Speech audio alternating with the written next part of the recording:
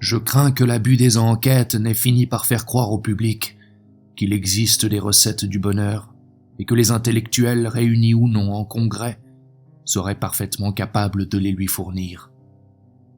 Il n'y a pas de problème des machines susceptible d'être résolu par la diminution du nombre des machines ou par leur meilleure utilisation. Le machinisme n'est pas une erreur économique ou sociale, c'est d'abord un vice de l'homme, comparable à celui de l'héroïne ou de la morphine. Et ils ne font tous les deux que trahir un mal secret, une même déchéance nerveuse, une double tare de l'imagination et de la volonté. Ce qui est véritablement anormal chez le toxicomane, ce n'est pas qu'il use d'un poison, c'est qu'il ait éprouvé le besoin d'en user, de pratiquer cette forme perverse d'évasion, de fuir sa propre personnalité, comme un voleur s'échappe de l'appartement qu'il vient de cambrioler. Aucune cure de désintoxication ne saurait guérir ce malheureux de son mensonge, le réconcilier avec lui-même. Si le monde est menacé de mourir de sa machinerie, comme le toxicomane de son poison favori, c'est que l'homme moderne demande aux machines, sans oser le dire ou peut-être se l'avouer à lui-même, non pas de l'aider à surmonter la vie, mais à l'esquiver, à la tourner, comme on tourne un obstacle trop rude.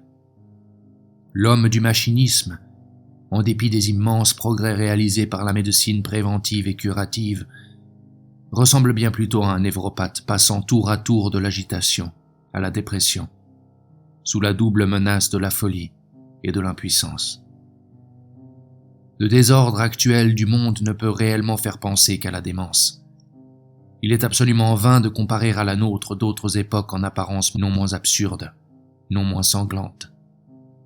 Au lieu que le monde actuel jouissait de toutes les conditions matérielles de l'ordre, il ne lui manquait rien pour être riche, heureux, puissant. Construire des machines, je le répète, a toujours été une forme très légitime de l'activité humaine, mais que l'activité humaine se trouve presque tout entière détournée vers ce but unique, la fabrication des machines, voilà le signe d'une espèce de perversion. Pour les premiers capitalistes, la machine ne permettait pas seulement de fabriquer plus et plus vite. Elle avait cet autre immense avantage de faire baisser le prix de la main-d'œuvre en multipliant le nombre des misérables. Elle donnait aux patrons le privilège monstrueux de fixer eux-mêmes le taux des salaires. Mais, s'il est douteux que les spéculateurs aient été capables à eux seuls d'imposer les machines, ils n'eussent certainement pas réussi à les faire aimer. Ils les auraient plutôt fait haïr. Or non seulement l'homme moderne n'a pas haï les machines, mais elles lui sont devenues tout de suite indispensables. Il a réglé sur elles le rythme de sa vie. Elle dispose maintenant presque en maîtresse de son travail et de son repos. Il s'est donné à elle. Il a lié son sort au leur d'une manière si étroite qu'il ne sait plus comment se reprendre. Qui l'emportera, de l'homme ou de la machine, demandez-vous. Mais qu'on puisse poser publiquement cette question sans étonner personne, que nous puissions envisager l'hypothèse d'une sujétion de l'homme à des mécaniques sorties de ses mains, n'est-ce pas déjà le signe d'un déséquilibre profond, d'une sorte de démence collective? N'est-ce pas aussi la preuve que la passion de l'homme moderne pour les machines n'est nullement l'exagération d'un sentiment naturel, mais la marque d'un horrible renoncement à soi-même, un acte de démission? Ce n'est pas précisément le désespoir de l'homme qui a inventé les machines. Les circonstances en ont favorisé l'invention et la production à un moment où l'homme commençait à douter de la vie. Et son désespoir s'est emparé d'elle. Il a exprimé en elle, comme dans un langage secret, sa haine toujours croissante de la vie. Je ne prétends pas que l'homme moderne haïsse consciemment la vie. Du moins, il n'avoue pas qu'il la hait, alors même qu'il entasse les ruines et remplit les charniers. Car on est trop tenté d'oublier qu'aucun homme, en aucun temps, n'a mis plus d'épouvantable lucidité à détruire la vie et les œuvres de la vie. L'homme moderne ne hait peut-être pas la vie, mais il ne l'accepte plus, il refuse de s'y soumettre, et, s'il rit de ces mystères, s'il se vante de les pénétrer tôt ou tard, grâce à la science il n'en a pas moins peur de ce temple immense, vide de ses dieux, et où résonne lugubrement son pas solitaire. on trouvera peut-être que je fais de lui une peinture bien sombre, bien tragique, car, par son goût de l'uniformité, par son conformisme, par sa docilité envers une administration chaque jour plus tyrannique, il paraîtrait plutôt inoffensif. C'est que les révoltes et les terreurs qu'il inspire ne paraissent qu'à peine encore à la surface de sa conscience, mais elles plongent dans son subconscient. Chacun de ces médiocres pris à part n'inspirait aucun soupçon, paraissait même dissimuler de bons sentiments sous un cynisme affecté. Mais de leur masse anonyme, comme d'une marmite de sorcières, on jaillit spontanément l'horrible et l'atroce. Ces conformistes, si attentifs à ne se distinguer en rien les uns des autres, resteront liés à jamais au souvenir du plus grand crime de l'histoire, car les générations futures refuseront certainement de distinguer entre les lâches et les imbéciles qui ont subi ce crime, faute d'avoir eu le courage de le prévoir, et les misérables qui se vantent de l'avoir volontairement perpétré, alors qu'ils n'en sont encore aujourd'hui que les aveugles instruments.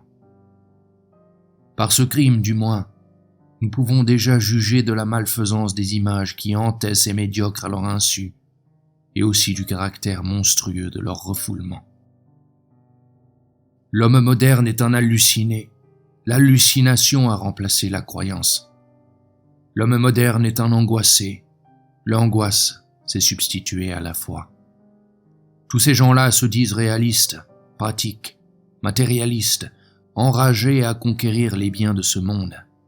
Et nous sommes très loin de soupçonner la nature du mal qui les ronge, car nous n'observons que leur activité délirante, sans penser qu'elle est précisément la forme dégradée, avilie, de leur angoisse métaphysique. Ils ont l'air de courir après la fortune, mais ce n'est pas après la fortune qu'ils courent, c'est eux-mêmes qu'ils fuient. On ne peut pas espérer poser correctement le problème des machines si on néglige la psychologie de l'homme, qui, après les avoir construites avec une espèce de ferveur mystique, va maintenant jusqu'à se croire menacé par elles, si on refuse de voir en lui ce que l'histoire y verra, un anormal. Que ce dernier mot excite l'ironie, que m'importe.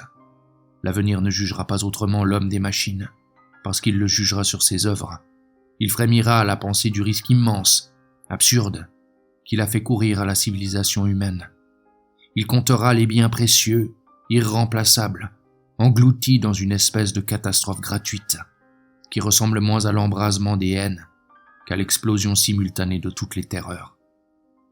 L'homme des machines est un anormal. Les machines le distraient. Elles l'arrachent à lui-même et à ses angoisses. Il semble même, à première vue, que toutes ces mécaniques ingénieuses n'ont d'autre but que de faire gagner du temps, que, loin d'arracher l'homme à ses angoisses, elles lui laissent plus de loisirs pour en remâcher l'amertume. Cela n'est malheureusement vrai qu'en apparence. L'homme moderne profite rarement de ses loisirs. La besogne faite, il se contente le plus souvent de changer de machine.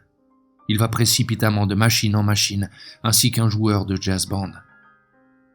Le moins qu'il exige de ces mécaniques, c'est de rompre brutalement le rythme ancien, traditionnel, le rythme humain du travail, de l'accélérer à tel point que les images redoutables ne puissent pas plus se former dans sa pensée que ne se forment les cristaux de gel dans une eau brisée sur l'écueil.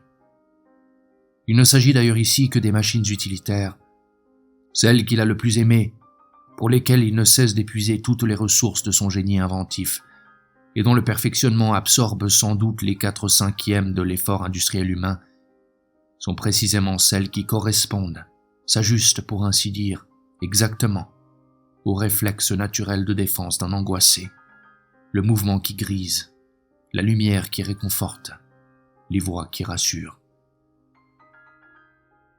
Il faut un grand effort, par exemple, pour se dire qu'après tout, il est étrange que des machines créées plus ou moins inoffensives finissent presque toujours par devenir des machines à tuer. Que les machines ne se pervertissent pas ainsi toutes seules, qu'elles ne font sans doute qu'exprimer à la longue, réaliser, des images morbides que l'homme du 19e et du 20e siècle refoulait dans son subconscient, que, si les catastrophes s'abattent sur nous, en dépit d'un immense effort apparent vers la prospérité, le bonheur, c'est que nous les désirions peut-être en secret, que nous en avions l'obsession malsaine, que nous portions en nous ce goût du malheur qui torture, à leur insu, tant de névropathes qui ne veulent pas guérir. L'homme des machines ne se libérera des machines que s'il se libère de lui-même, parce que le monde artificiel qu'elles lui ont permis de créer s'accorde à son angoisse, n'en est que la projection sur les choses. Quelle est la nature de cette angoisse? Quelles en sont les causes? Le monde est malade, beaucoup plus malade qu'on ne croit, et c'est d'abord ce qu'il faudrait reconnaître afin de le prendre en pitié. Le monde est menacé de périr, et les docteurs semblent ne s'intéresser à son agonie que pour en tirer des arguments favorables à leur thèse. Si l'agonie du monde justifie leur thèse, elle ne les justifie pas, eux, elle les condamnerait plutôt. Ils remontrent, ils condamnent, ils prescrivent, il ferait beaucoup mieux d'aimer, car la solution n'est pas de mettre ce monde à l'école, il faut premièrement le guérir. L'homme des machines n'est pas seulement menacé d'appartenir un jour aux machines, il leur appartient déjà, c'est-à-dire qu'il appartient à un système économique qui lie de plus en plus étroitement son sort à celui des machines, à la construction des machines, au développement et au perfectionnement des machines.